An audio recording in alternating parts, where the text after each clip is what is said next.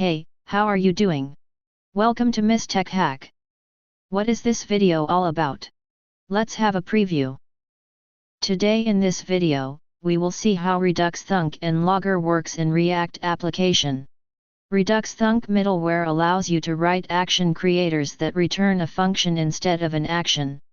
The thunk can be used to delay the dispatch of an action, or to dispatch only if a certain condition is met. Before we go ahead, make sure to subscribe to Miss Tech Hack, so you don't miss on any of our updates and latest videos. A bonus tip. Are you in a hurry to learn React? Well, I have a good news for all who want to be a React developer. Check out the Udemy course link in description. And you can access all React training videos in just one click. Do watch the video till end to get all the insights. So let's get started.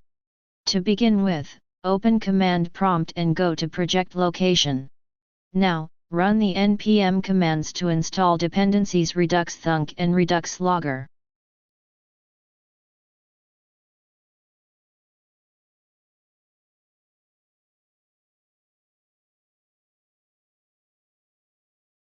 For this, we will again create a new configure store in Redux. You can update existing as well. I am creating new to keep reference of old one also. Copy the old store code and add apply middleware with Thunk and Logger.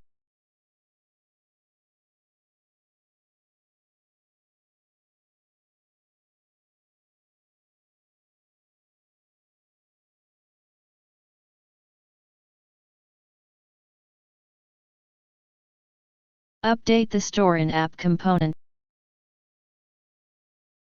And in action types add other actions like species_loading, species_failed and add_species. In action creators, add these actions along with fetch species that will dispatch species loading and add species. Under species reducer, add isLoading, error message and species in state. Also add other cases in switch, like add_species, species_loading, species_failed, and return appropriate state from them. Now, add a loading component.js, and add a loading spinner as shown in video, that we will use to display when species is loading. In main component, add fetch species in map state to dispatch the action and call this method from component didMount. Pass species loading and species failed to home as props. In home component, add if-else to check if species loading, failed, or loaded, and render component accordingly. Now, if we refresh the browser and check, we can see the loading and add species action taking place. Same can be checked in the console logs. So, we have seen how Redux Thunk and Logger works in our React application. That's it for this video. I hope you find it useful. For any queries or concerns, write me down in the comment section.